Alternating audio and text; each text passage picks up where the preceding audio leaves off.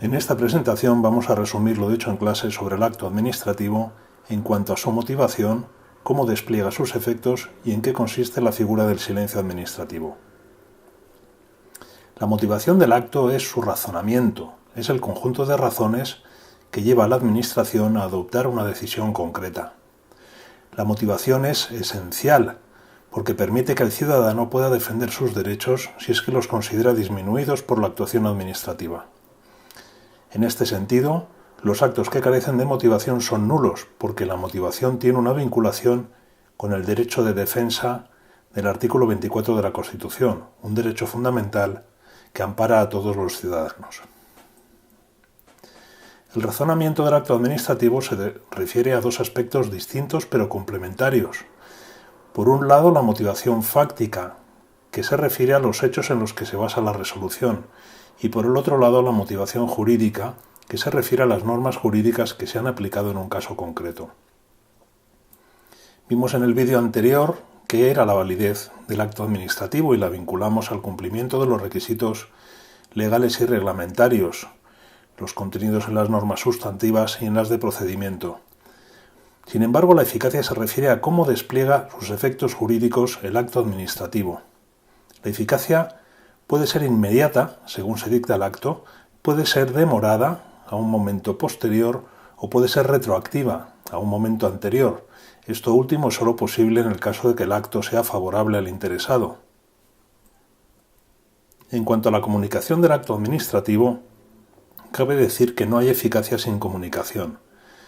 La comunicación al interesado es un elemento esencial sin el cual el acto puede ser válido, pero no va a ser eficaz. La comunicación cumple una doble función: que el interesado conozca el contenido del acto administrativo y sus derivaciones y que puede impugnarlo ante el orden correspondiente. El contenido mínimo de la comunicación del acto administrativo es el que figura aquí. En cuanto a la indicación de recursos, esto es, qué recursos caben, ante quién y en qué plazo, téngase en cuenta que el ciudadano no está obligado a contar con asistencia letrada en la vía administrativa. Aquí están los medios de comunicación del acto administrativo de más a menos garantía de la recepción por el interesado. El medio que ofrece más garantía es la comparecencia personal, mediante la cual se entrega al interesado el documento en el que consta el acto administrativo. Lo más habitual, sin embargo, es la notificación personal. Esto es el envío al interesado de una notificación por correo electrónico o por medio similar, mediante la cual se hace entrega normalmente en su domicilio de la notificación. La publicación en boletines oficiales, que evidentemente da menos garantía al interesado de conocer su resultado, se utiliza cuando no es posible ninguno de los medios anteriores. Los consulados se utilizan para residentes en el extranjero, siempre que hayan notificado que están residiendo fuera de España durante un tiempo determinado. Y por último, el medio al que se acude cuando no es posible ninguno de los anteriores es la publicación en medios de comunicación. Vamos ahora con dos términos técnicos referidos a momentos distintos. El primero es la ejecutividad del acto, artículo 38 de la Ley de Procedimiento. Este término significa que el acto administrativo es de obligado cumplimiento.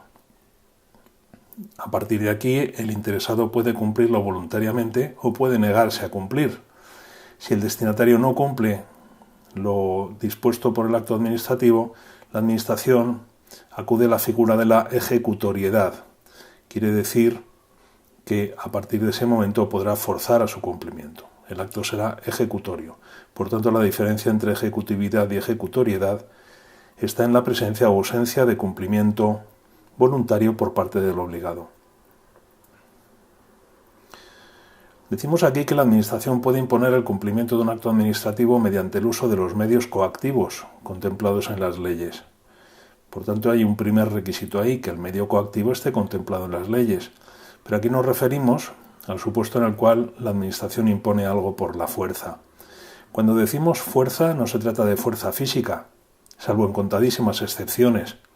Por ejemplo, imaginemos una orden de desalojo de un local municipal con resistencia por parte de los obligados. Es habitualmente una fuerza económica, una fuerza en los patrimonios de los ciudadanos. Por ejemplo, las multas, el efecto que tienen es disminuir el patrimonio económico del obligado, pero no suponen en ningún caso el empleo de la fuerza física. En cualquier caso, hay que tener en cuenta lo que dice el artículo 25 de la Constitución cuando prohíbe la privación de libertad derivada de cualquier actuación administrativa. En nuestro país, la privación de libertad es algo que solo puede decidir un juez de lo penal. Vamos con los medios de ejecución forzosa, que son 4. El primero es el apremio sobre el patrimonio, el segundo la ejecución subsidiaria, el tercero la multa coercitiva y el cuarto la compulsión sobre las personas. ¿Qué es el apremio sobre el patrimonio? Pues lo que habitualmente denominamos embargo y pública subasta de los bienes del deudor. Por tanto, el apremio se refiere siempre a obligaciones pecuniarias, a obligaciones de pago. Consiste en el embargo de bienes del deudor en cuantía suficiente como para cubrir su deuda. Y sigue un orden de prelación. Se va de lo más líquido y menos gravoso, principalmente el dinero en cuenta corriente, a lo menos líquido y más gravoso, como es el embargo de muebles y por último de inmuebles. La ejecución subsidiaria no se refiere a obligaciones de pago, sino a obligaciones de hacer. Y significa que como el obligado no ha cumplido voluntariamente lo dispuesto en el acto administrativo, la Administración decide que cumpla un tercero, pero por cuenta del obligado. Esto significa que la obligación de hacer se transforma en obligación pecuniaria.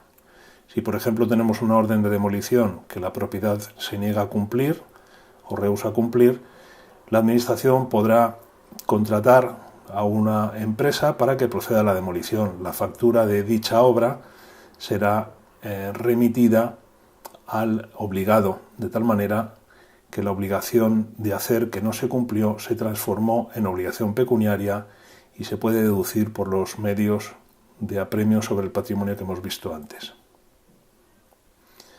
Para obligaciones de hacer y también de no hacer, tenemos la multa coercitiva. La multa coercitiva es un tipo de sanción que, a diferencia de la multa tanto alzado, se impone de forma sucesiva y periódica.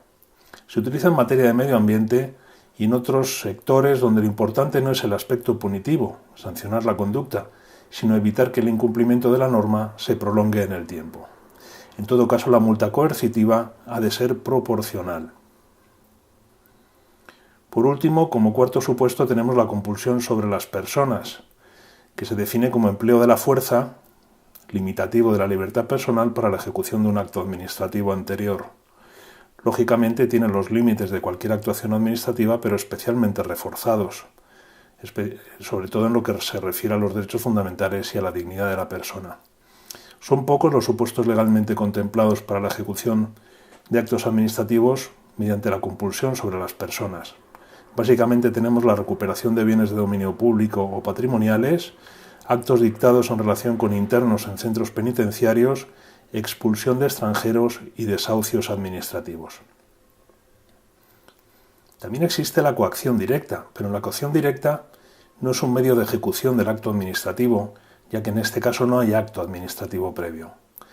Se produce ante situaciones contrarias al orden público, tales como la retirada de vehículos de la vía pública, las cargas policiales, la actuación de bomberos en determinados siniestros.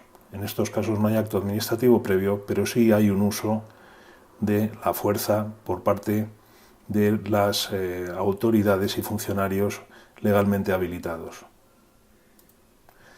Vamos a estudiar, por último, la figura del silencio administrativo.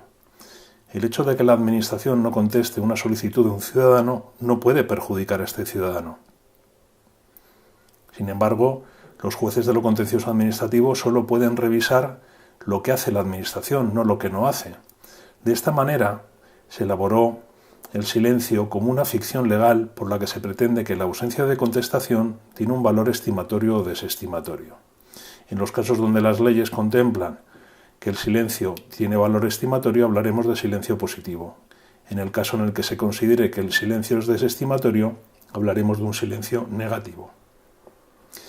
En nuestra ley de procedimiento, el silencio positivo se establece como regla general, aunque luego hay normas de carácter reglamentario que establecen el silencio negativo en procedimientos concretos. La ley también dispone la responsabilidad disciplinaria del funcionario a cargo del expediente cuando los plazos no se cumplen. Para que se produzca el silencio administrativo y sea eficaz, necesitamos que la solicitud sea completa y que sea ajustada a derecho, y que haya transcurrido el plazo sin que la Administración, obligada a contestar, haya notificado la debida resolución al interesado. Como he dicho, la Ley de Procedimiento establece el silencio positivo como regla, pero también dice en qué casos el silencio se considerará negativo. En todo caso, en los 4 casos que figuran aquí, la petición, el derecho de petición del artículo 29 de la Constitución, los actos graciables, la resolución de recursos también tendrá silencio negativo, lo referente a la transferencia de facultades sobre lo público y, por último, la revisión de oficios de actos nulos.